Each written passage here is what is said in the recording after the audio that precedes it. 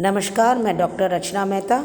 आज आपको 1917 की क्रांति के कारण का सेकंड टॉपिक हम पढ़ रहे हैं। फर्स्ट टॉपिक में हमने कारण के कुछ पॉइंट्स पढ़े थे, अब सेकंड में हम उसको और अधिक डिटेल में पढ़ेंगे। कारण में मैंने ये बताया था आपको कि ज़ारशाही की निरंकुशता थी, सामाजिक असमानता थी, किसानों की दयनीय स्थिति थी और मजदूर वर्ग में असंतोष था। अब पांचवा पॉइंट हम डिटेल में डिस्कस करेंगे, वो है ज़ार की रूसीकरण की नीति। हम सब जानते हैं कि रूस एक बहुत ही विशाल देश था। इसमें अलग अलग जातियों के लोग रहते थे, मगर ज़ार ने रूसी जाति को ही महत्वता दी। शिक्षा का माध्यम रूसी भाषा कर दिया और सभी उच्च पदों पर रूसी अधिकारियों को ही नियुक्त किया गया था। अल्पसंख्यक जातियों की राष्ट्रीय भावना का दमन करने का प्रयास किया गया। अर्मेनिया के लोगों का भी दमन किया गया। यहूदियों की सामाजिक हत्या की गई और इसकी वजह से 1905 में जॉर्जिया, पोलैंड और बाल्टिक सागर में भयानक विद्रोह हुए। और ज़ार की रूसीकरण की नीति ने सभी अल्पसंख्यक यानी कि गैर रूसी जातियों को शासन विरोधी बनाने दिया और इन्होंने ही ज़ार के विरोध आंदोलन में सक्रियता से भागीदारी ली।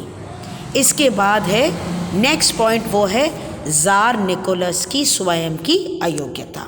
अब ये बहुत इम्पॉर्टेंट पॉइंट है क्योंकि क्रांति 1917 में ही क्यों हुई, इसके पीछे एक बहुत महत्वपूर्ण कारण है उस समय का नेतृत्व। उस समय शासक था ज़ार निकोलस द्वितीय।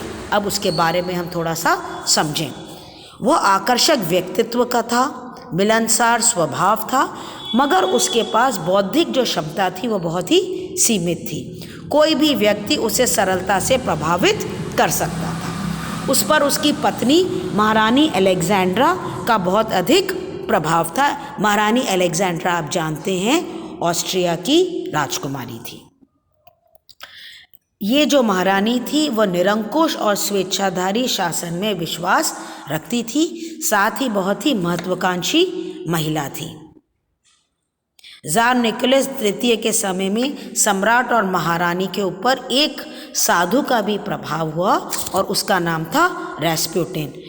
बाद में दरबार में जब गुट हो गए तो रास्पुटिन की हत्या कर दी गई, मगर रास्पुटिन ने तब तक ज़ार के ऊपर बहुत ज़्यादा कुप्रभाव स्थापित कर लिया था।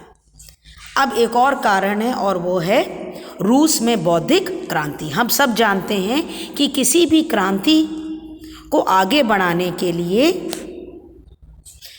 बौद्धिक कारण बहुत महत्वपूर्ण होते हैं और रूस में भी पश्चिमी यूरोप के उदारवादी विचारों का प्रवेश होने लगा था। सरकार ने यानी कि ज़ार ने इन विचारों के आगमन पर रोक लगाने का भरसक प्रयास किया, मगर वह सफल नहीं हुआ। इसके अलावा रूस का जो मध्यम वर्ग था वो पश्चिमी विचारों से अत्यधिक प्रभावित था।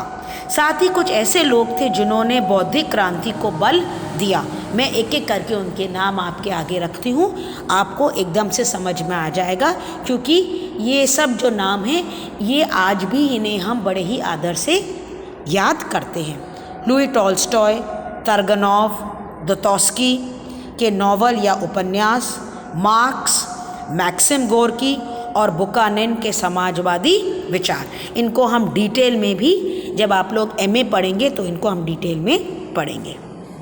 इसके बाद अगर हम और कारण को समझें तो हम देखेंगे कि रूस में समाजवाद का विकास होता है। मार्क्सवादी जो विचारधारा है वो समाजवादी जो विचारधारा है उसका बल रूस में पड़ने लगा। मार्क्सवादी विचारधारा को हम दो भागों में विभाजित कर सकते हैं। पहले क्रांतिकारी समाजवाद और दूसरा है हमारा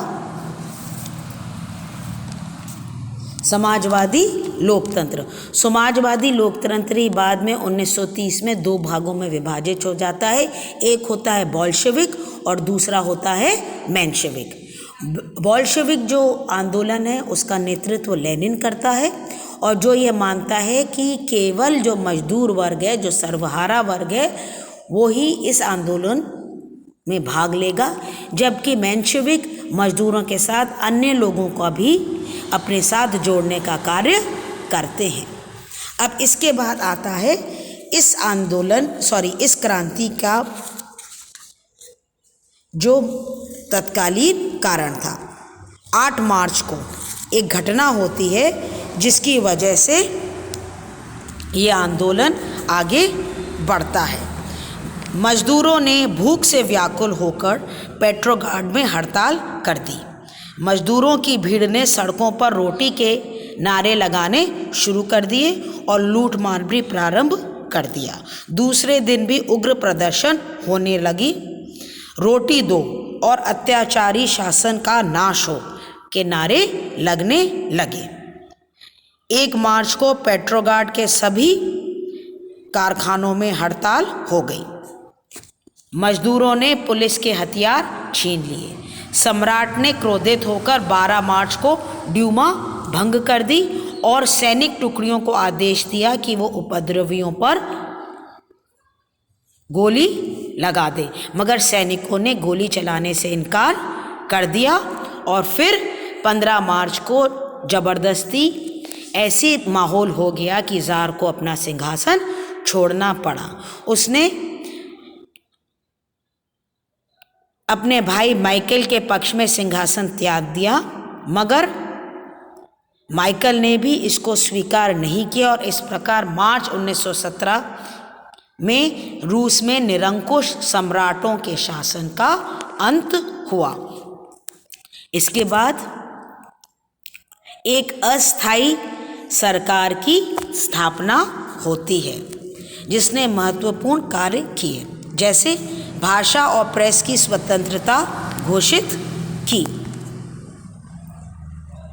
जनता अपनी इच्छा अनुसार विभिन्न संघों का निर्माण कर सकती थी, भाषण दे सकती थी और समाचार पत्रों का प्रकाशन कर सकती थी।